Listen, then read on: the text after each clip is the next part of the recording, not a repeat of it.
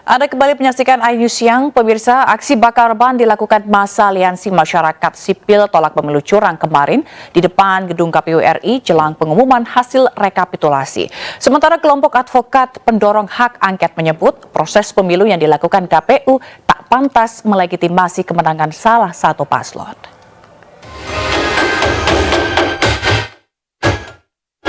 Hingga malam hari, masa aksi masih bertahan di depan gedung Komisi Pemilihan Umum Republik Indonesia untuk berorasi.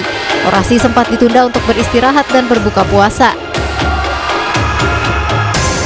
Masa yang berkumpul sejak pukul 2 siang tadi menyampaikan sejumlah tuntutan, diantaranya menolak hasil pemilu curang, serta meminta KPU mendiskualifikasi paslon nomor urut 2 Prabowo Gibran.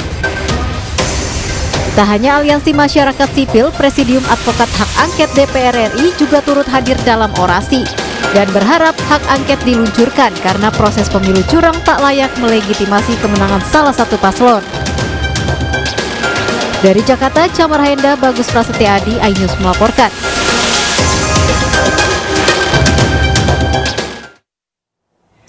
Komisi Pemilihan Umum KPU telah umumkan hasil rekapitulasi nasional perolehan suara Pilpres 2024. Tim gabungan yang tergabung dalam operasi Mantap Brata mengantisipasi adanya gangguan keamanan.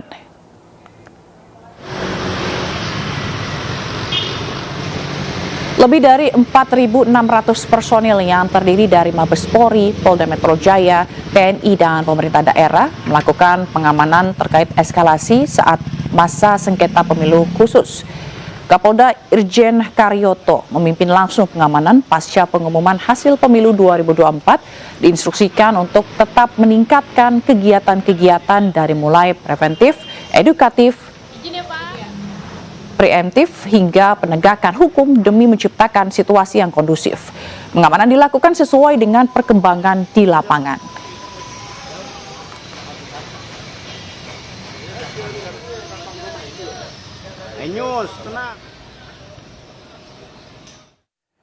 Untuk mengetahui informasi terkini terkait suasana di gedung KPU, kita bergabung dengan rekan Elsye Casey. Selamat siang Elsye, bagaimana pengamanan di depan KPU soal penetapan hasil pemilu 2024 kemarin? Ya, Zila dan juga pemirsa, pasca pengumuman hasil rekapitulasi suara yang sudah diumumkan oleh Komisi Pemilihan Umum pada Rabu 20 Maret kemarin, di tempat saya berada yaitu di depan gedung KPU Jakarta memang masih ditutup dan masih dijaga ketat oleh sejumlah pihak kepolisian. Memang Jalan Imam Bonjol yang merupakan lokasi dari gedung KPU saat ini masih ditutup sehingga kendaraan tidak dapat melintas, dan bagi Anda yang ingin melintasi Jalan Imam Bonjol ini dialihkan untuk terus lurus di Jalan Hos Cokroaminoto dan juga lurus terus di Jalan Agus Salim.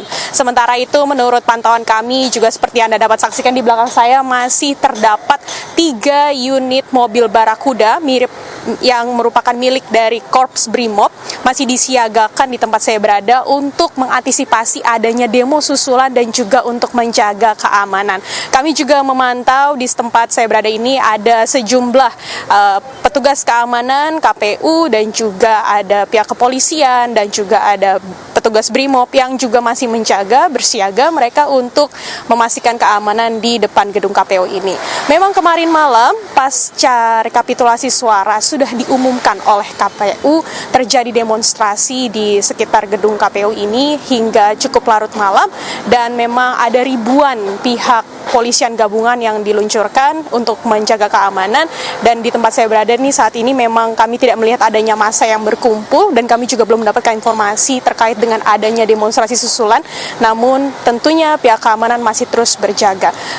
KPU sendiri menyebutkan kemarin malam bahwa KPU masih akan menantikan seperti apa nantinya sengketa hasil pemilu yang akan dilakukan di Mahkamah Konstitusi, dan Ketua KPU Hasyim Asyari juga menyatakan bahwa dirinya masih menantikan hasil putusan dari MK terkait dengan berapa jumlah kursi yang didapatkan setiap partai politik yang masuk di DPR dan juga DPRD. Mungkin sekian yang dapat kami sampaikan langsung dari tempat saya berada yaitu gedung KPU. Kembali kepada Anda Zila di studio. Baik, terima kasih atas laporan Anda, Elsye, langsung dari depan gedung KPU RI. Tetap semangat dan selamat siang. Ya, pemirsa, lantas bagaimana perolehan suara Pilpres 2024? Komisi Pemilihan Umum resmi mengumumkan hasil pemungutan suara pemilu 2024 sebagai berikut. Nah, ini kalau kita lihat hasil Pilpres 2024, begitu ya pemirsa. Ini di mana kalau kita lihat Anies Baswedan dan juga Muhaimin Iskandar ini memperoleh 24,95%, yaitu 47.971.906 suara. Lalu pasangan Prabowo Gibran mendapat suara 58,59% atau 96.214.691 suara. Lalu kemudian pasangan ketiga itu Ganjar Mahfud mendapatkan 16,46% atau 27.040.878 suara. Ini adalah perolehan suara yang telah disahkan oleh KPU malam hari tadi, begitu pemirsa. Nah, untuk sementara itu untuk kekuatan masing-masing di provinsi, begitu ya. Ini juga Prabowo Gibran menyapu kemenangan di 36 provinsi, sementara Anies ini unggul di 2 provinsi. Dan pemirsa, kita akan menyaksikan breaking news berikut ini.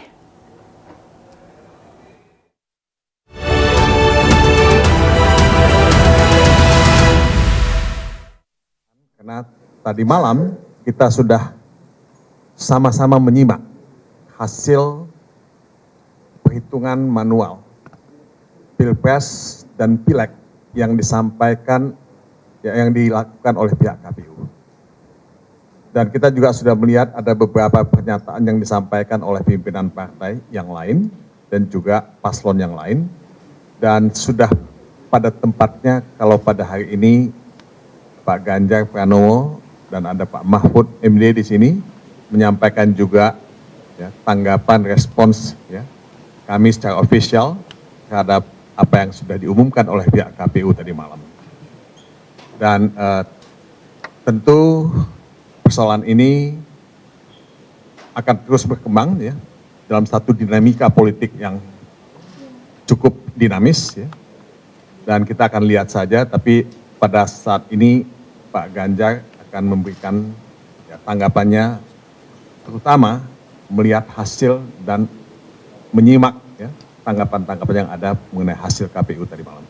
Mungkin saya mulai dan minta pada Pak Ganjar saja lebih dulu untuk menyampaikan tanggapannya. Silakan Pak Ganjar. Terima kasih Pak Todung. Assalamualaikum warahmatullahi wabarakatuh.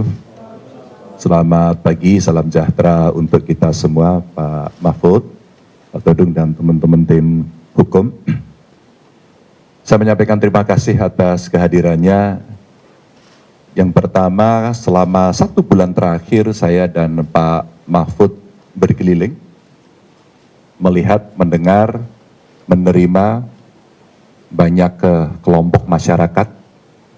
Mereka menyampaikan kepada kami cerita-cerita tentang proses pemilu yang terjadi di Indonesia ini. Tentu saja dalam 1 bulan ini kami juga berkomunikasi dengan partai pengusung, para saksi-saksi di daerah, apakah cerita-cerita itu begitu adanya. Dan ternyata relatif cerita itu punya kemiripan. Mulai dari proses, kalau boleh saya sebut seleksi calon capres-cawapres, sampai kemudian berproses pada putusan MK 90, dan pada saat itu awal cerita inilah yang kemudian rasa-rasanya proses pemilu menjadi pertanyaan banyak pihak. Dari pendaftaran di KPU, ada catatan-catatan yang kami rasa secara prosedur juga ada masalah. Kami bertemu dengan tokoh masyarakat, mereka menyampaikan suasana kebatinan, apakah ini yang namanya pemilu yang jujur dan adil. Para ilmuwan, akademisi, saya kira semuanya melihat, dimulai dari Jogja, kemudian menyebar ke seluruh Indonesia, juga kemudian diulangi lagi mereka bertemu untuk saling mengingatkan bahwa pemilu harus jurdil, harus luber, dan tentu saja kita berharap mimpi demokrasi yang kita inginkan pasca reformasi itu betul-betul bisa berjalan. Anti KKN, betul-betul asas-asas demokrasinya diberikan, dan inilah sebuah proses panjang yang terjadi. Banyak catatan yang memang disampaikan kepada kami. Tentu kami dan tim hukum harus memverifikasi satu persatu. Cerita tentang aparatur yang terlibat, mulai dari pusat sampai daerah. Cerita bantuan yang muncul tiba-tiba dengan sangat masif sekali. Bahkan ketika kemarin di DPR ada pertanyaan berapa sebenarnya jumlah bantuan sosial, siapa yang membagi, dan itu semuanya ternyata menjadi cerita di publik yang sampai kepada kami. Bahkan Bapak Ibu, teman-teman semuanya, dari apa yang ada riset yang mengatakan ada korelasinya antara bantuan itu dengan masyarakat akan memilih sesuai dengan yang ada dalam hatinya atau terpengaruh dengan bantuan itu. Di samping itu ada cerita manipolitik, ada cerita intimidasi. Saya kira inilah yang kemudian kumpulan cerita dari publik yang masuk kepada tim Ganjar Mahfud. Tentu saya menghormati seluruh proses yang berjalan. Kami menyampaikan laporan-laporan kepada penyelenggara pemilu. Apakah itu KPU, apakah itu Bawaslu. Dan kita berharap memang Bawaslu akan merespon. Sayang tidak semuanya terespon. Maka setelah pengumuman tadi malam, tim Ganjar Mahfud sudah bersepakat. Kalaulah semuanya ini harus diluruskan, agar demokrasi bisa berjalan dengan baik, maka benteng terakhirnya adalah Mahkamah Konstitusi. Dan kami sudah menyiapkan tim dari tim hukum untuk kita segera mendaftarkan apakah besok atau Sabtu, untuk segera kita menyampaikan seluruh yang ada yang kami persiapkan untuk menjadi pertimbangan Hakim Konstitusi nantinya. Dan saya kira ini momentum yang sangat bagus kepada majelis hakim yang nanti ada di MK untuk menunjukkan kredibilitasnya. Setelah dulu ada putusan MK, setelah juga kita melihat penyelenggara pemilu juga mendapatkan hukuman etik, maka tentu saja kita mesti mengembalikan kredibilitas demokrasi kita ini jauh lebih baik. Dan untuk itu tim akan segera mendaftarkan itu, dan mudah-mudahan ini akan membuka tabir, dan tentu saja harapan kita MK lah nanti yang akan mengadili ini dengan baik dan bisa mengembalikan marwah demokrasi kita agar sesuai dengan harapan dan aturan. Teman-teman, itu yang bisa saya sampaikan. Terima kasih. Assalamualaikum warahmatullahi wabarakatuh. Saudara-saudara sekalian, itulah pernyataan yang disampaikan oleh Pak Ganjar Pranowo, ya, mewakili paslon 03. Ya. Jadi prosesnya masih panjang. Ya. Pilpres kalau hanya melihat hasil pengumuman KPU tadi malam, itu mungkin ada yang mengatakan selesai, tapi itu belum selesai. Orang Barat bilang, it is over, but it is not over yet. Jadi masih ada jalan ke Mahkamah Konstitusi, dan kami dari tim hukum sudah siap, dan tadi dikatakan oleh Pak Ganjar, mungkin besok, mungkin Sabtu, akan mendaftarkan permohonan PHPU kami ke Mahkamah Konstitusi. Karena Mahkamah Konstitusi lah benteng terakhir, ya, penjaga konstitusi, dan kita memang menuntut keadilan konstitusional, ya, dalam proses ini. Saya tidak ingin menguraikan apapun, ya, dari apa yang akan kita ajukan dalam permohonan kami. Pada waktunya kami akan melakukan itu, tapi kesempatan Anda semua untuk mengajukan pertanyaan kepada Pak Ganjar, mungkin juga pada Pak Mahfud, dan kalau ada hal-hal yang teknis mungkin kami akan bisa memberikan jawaban. Nah, silakan kalau ada yang ingin mengajukan pertanyaan, tolong menyebutkan nama dan media mana. Sebelah sana, 1, 2, ada lagi yang lain? 3. Silakan Mas.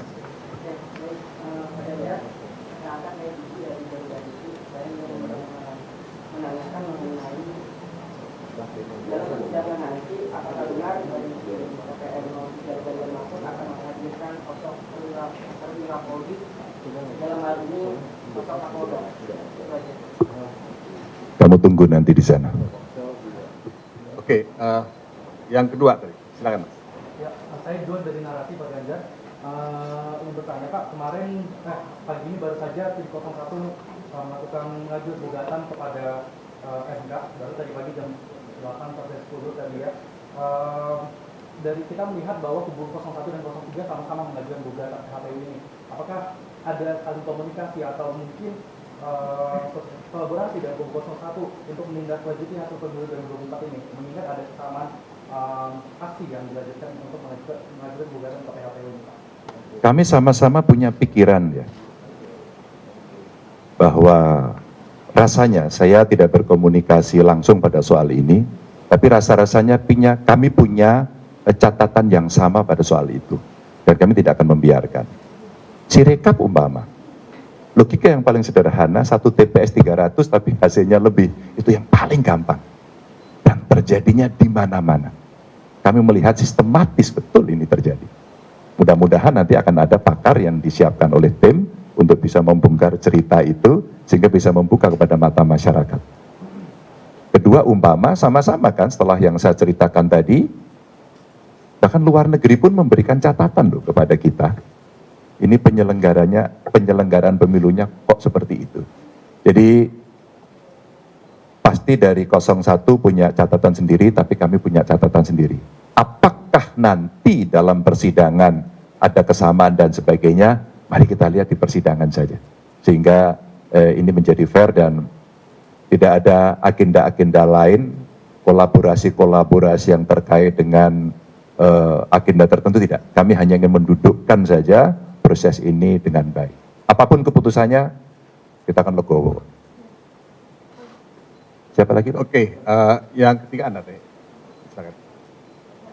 Pak Ganjar, saya Abel dari Kompas TV. Pak, ini kan kalau indikasi kecurangan sudah terlihat dari awal gitu ya Pak. Tapi kenapa baru prosesnya itu, maksudnya baru kritiknya itu sekarang dan baru prosesnya sekarang, apa yang bikin? Ya harus sekarang kan, harus diputuskan dulu oleh KPU, setelah KPU baru ke MK. Kalau Kompas melihat, cerita ini saya kira dimuat di Kompas dan media yang lain juga sudah berkali-kali. Tapi ketika semua diam kan tidak berhenti. Kurang lebih kita punya 116 kurang lebih laporan ke Bawaslu yang berproses. Tapi ketika kemudian tidak ditindaklanjuti, satu-satunya lembaga yang kita harapkan bisa mengadili dengan fair, ya MK. Jadi bukan kenapa baru sekarang, karena memang waktunya baru boleh sekarang. Kalau kemarin, ya belum boleh. Gitu.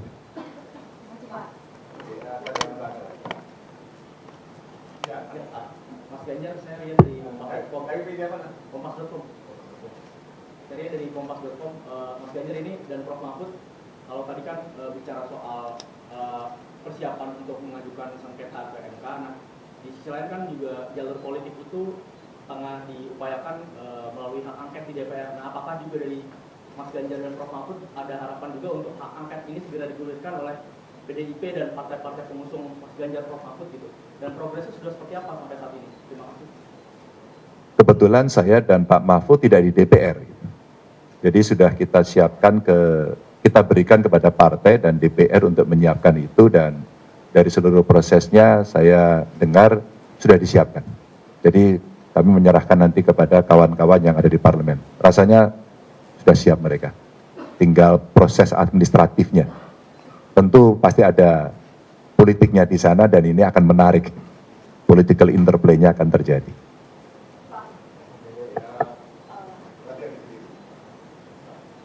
Mas Ganjar, Pak Mahfud, Pak Todung, terkait dengan komunikasi. Dari mana, Mas? Stereo dari CNN TV, Pak. Izin. Terkait dengan komunikasi politik dengan para ketua umum partai, ini seperti apa terkait dengan kesepakatan untuk kemudian mengajukan ke Mahkamah Konstitusi dan juga salah satunya opsi tadi seperti yang ditanyakan teman Kompas.com untuk ke hak angket begitu, karena kalau kita lihat dari pihak misalkan 01 saja, ketua umumnya Nasdem ini sepertinya semalam sudah memberikan statement untuk memberikan selamat kepada pemenang pemilu dalam penetapan KPU semalam, tapi dari Ibu Mega, Pak Mardiono dan dua partai lainnya komunikasinya seperti apa terkait dengan keputusan hari ini? Oh, kalau keputusan hari ini kami sudah mengantisipasi lama dan kami berkomunikasi cukup intens. Jadi ini cerita soal proses lama persiapan lama yang baru bisa diomongkan hari ini. Jadi kami komunikasi cukup intens terkait dengan itu. Soal partai lain mereka punya sikap sendiri-sendiri, ya kami sangat menghormati dan itu sah adanya.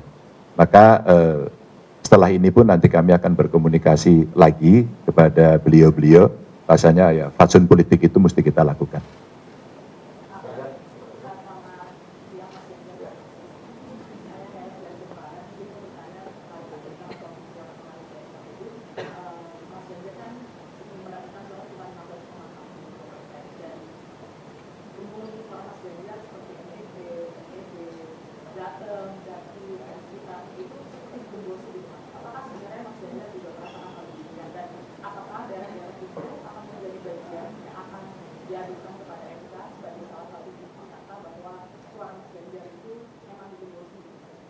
Kami hanya bisa mengakses satu saja dari tampilan yang ada di KPU, dan itu yang saya katakan di depan tadi ada alat bantu kalau bahasa KPU namanya Sirekap.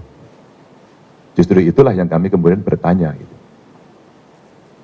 Dari angka-angka yang berproses, dari Sirekap yang ada, sampai pada akhirnya sistem itu dihentikan gitu, itu menjadi pertanyaan kami. Jadi kami tidak bisa lagi kembali pada cerita gembos-menggembos, tapi cerita yang ada dari hasil yang ada inilah yang akan dijadikan bukti nanti dari kawan-kawan tim hukum, termasuk para ahli nanti akan menceritakan. Ya kemarin ada ahli, ibu-ibu menjelaskan dengan sangat bagus sekali, lalu sebelumnya juga sudah ada yang bercerita satu persatu, dulu servernya ada di mana, mulai tidak diakui, kemudian diakui gitu ya. Nah inilah bukti-bukti yang kami akan tunjukkan.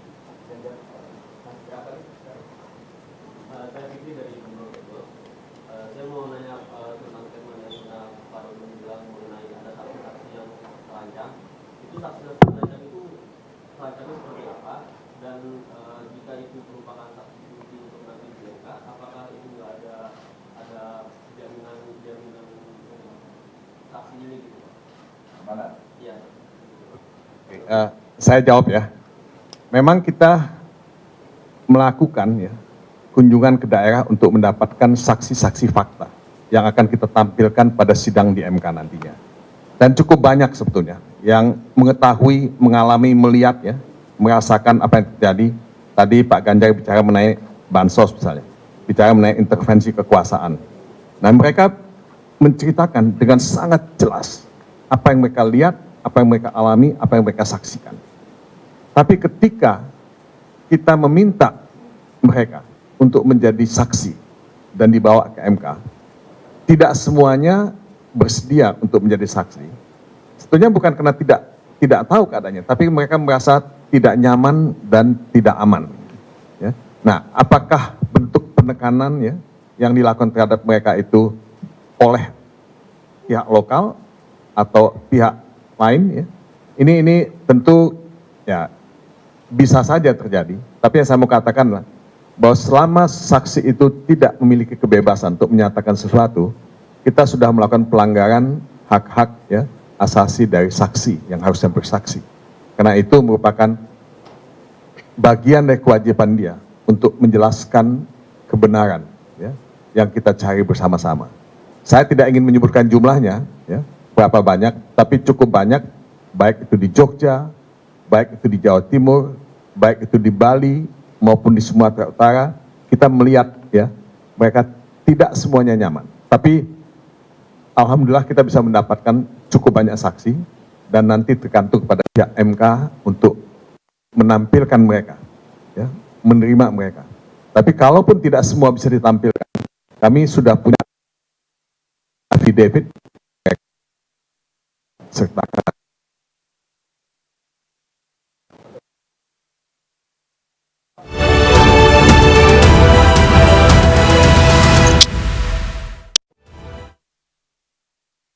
ya pemirsa, itu tadi statement atau pernyataan konferensi pers dari TPN Ganjar Mahfud, begitu juga tadi dihadiri oleh Ganjar dan juga Mahfud begitu ya, Wiki. Tadi memang ada beberapa hal yang disampaikan oleh Pak Ganjar dalam konferensi pers tadi, itu di mana tim fokus untuk mempersiapkan bukti-bukti yang akan dibawa ke MK begitu. Lalu tadi juga Pak Ganjar sempat menyatakan bahwa 1 bulan ini sudah mendengar suara-suara dari masyarakat soal permasalahan pemilu 2024 yang tadi juga dikonfirmasi dengan tim internal. Ternyata memang ada kemiripan begitu bahwa Pak Ganjar ini bersama timnya merasa ada sesuatu yang salah atau sesuatu yang ganjal dalam pemilu 2024 ini. Dan itu juga tadi jadi pertanyaan Wiki begitu ya, apakah ini pemilu yang jujur dan adil begitu. Jadi tim juga sudah memutuskan untuk membawa perkara ini ke MK dan tadi telah menyiapkan bukti-buktinya gitu dan akan segera mendaftarkan ke MK. Tapi juga tadi Ganjar Pranowo menyatakan bahwa menghormati segala proses dalam pemilu ini begitu ya.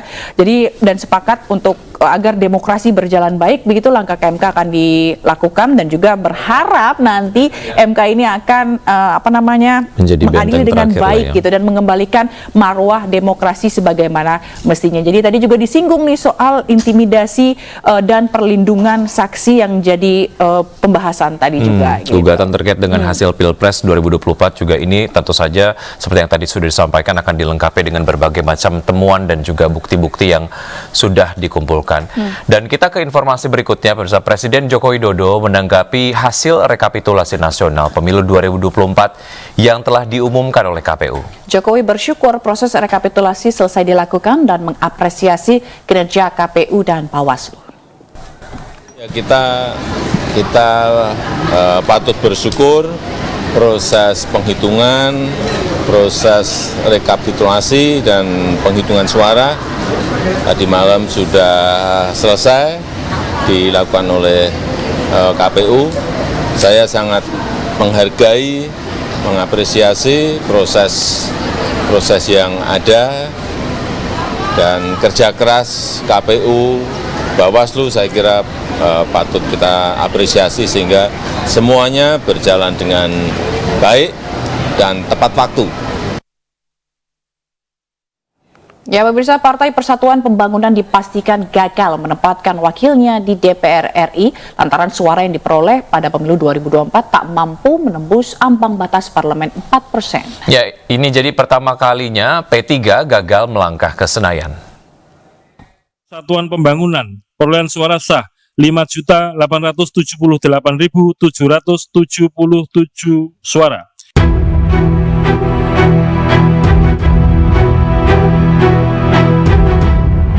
Untuk pertama kali sejak berdiri tahun 1973, Partai Persatuan Pembangunan P3 gagal mendapatkan wakilnya di DPR RI.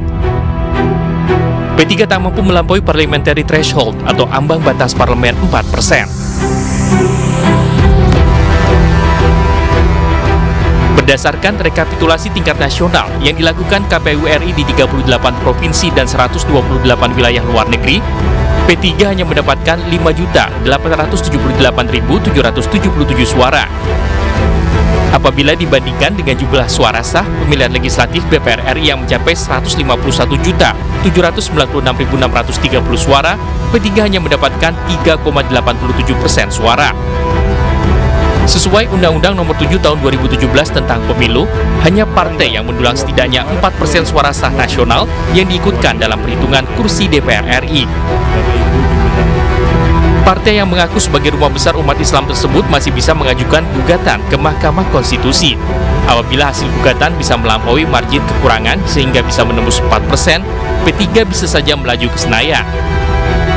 P3 juga menjadi satu-satunya partai parlemen yang gagal menuju ke Senayan. 8 partai lainnya berhasil menempatkan kembali wakilnya di DPR RI. Tim Liputan iNews melaporkan. Partai Persatuan Pembangunan, perolehan suara sah 5.878.777 suara.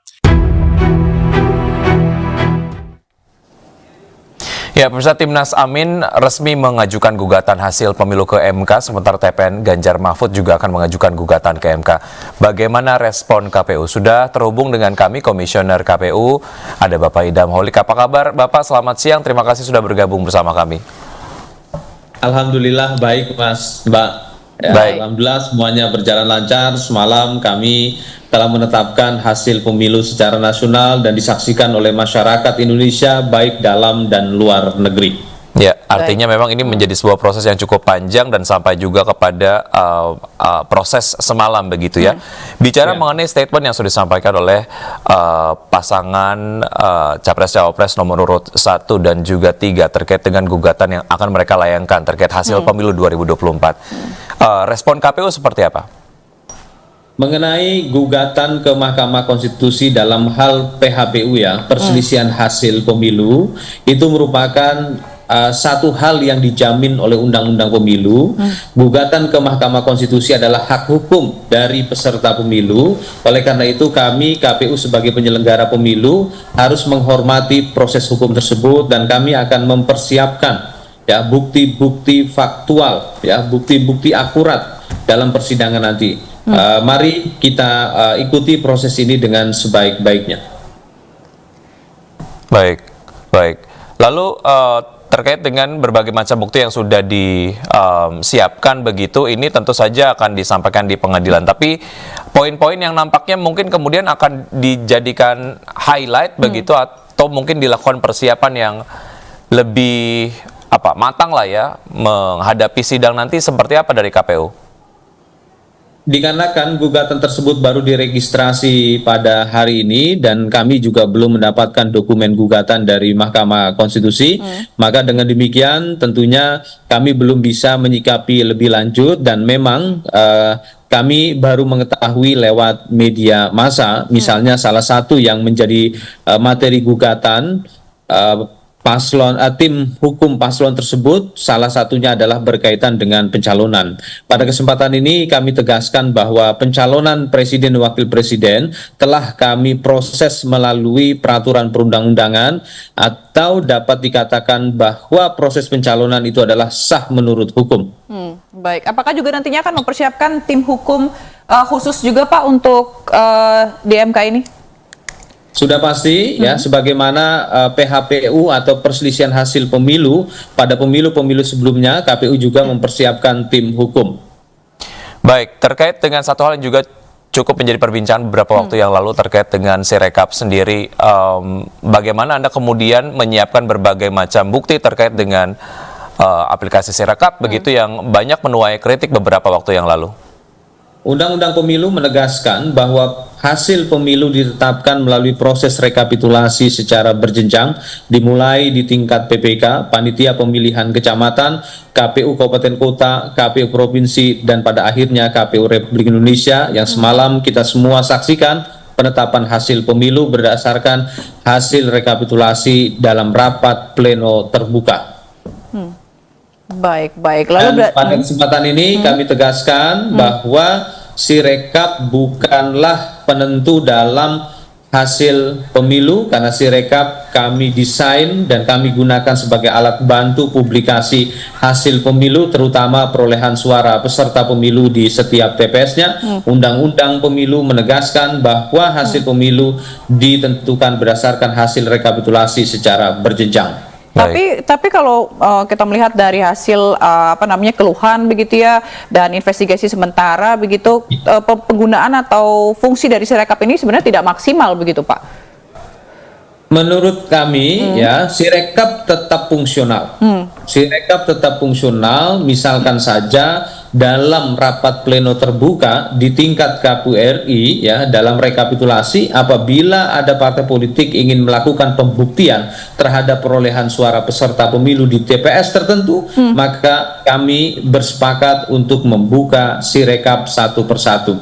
Ini menunjukkan bahwa Sirekap fungsional. Selain memang publik juga bisa merasakan bagaimana publik bisa mengakses informasi khususnya perolehan suara peserta pemilu di setiap TPS-nya, karena melalui aplikasi Sirekap KPU menampilkan foto formulir model C hasil, itu adalah bukti otentik perolehan suara peserta pemilu untuk setiap TPS-nya. Oke, tapi kan Sirekap sempat di stop dan dia tidak bisa membaca dengan data, juga ada kekacauan masalah angka yang tidak sesuai dengan data yang sebenarnya. Dan juga KPU ada menyampaikan hal ini dalam konferensi pers, di mana Ketua KPU pernah menyampaikan bahwa memang ada sedikit ketidaktepatan dalam pembacaan terhadap hasil perolehan suara peserta pemilu terhadap foto formulir model C hasil, tetapi itu jumlah atau persentasenya kecil. kita ketahui jumlah TPS dalam pemilu serentak 2024 itu berjumlah 823.220 TPS, sedangkan yang kami tangani untuk data anomali itu sekitar 3.000. Artinya secara persentase itu tidak banyak, dan selebihnya Sirekap mampu membaca secara akurat. Dan kami sampaikan kembali pada kesempatan ini, sampai saat ini Sirekap masih tetap dibuka. Memang beberapa hari menjelang penetapan perolehan suara pemilu secara nasional, tabulasi nasionalnya memang kami tidak tampilkan karena memang pada waktu itu seringkali menjadi polemik di ruang publik akibat pembacaan Sirekap kurang akurat terhadap foto formulir model C hasil plano. Tetapi itu tidak mempengaruhi proses rekapitulasi secara berjenjang. Baik. Ya, baik. Terima kasih sudah bergabung bersama kami. Waktu kita kemudian sangat pendek. Kita akan berbincang di lain waktu. Terima kasih, sampai jumpa. Terima kasih.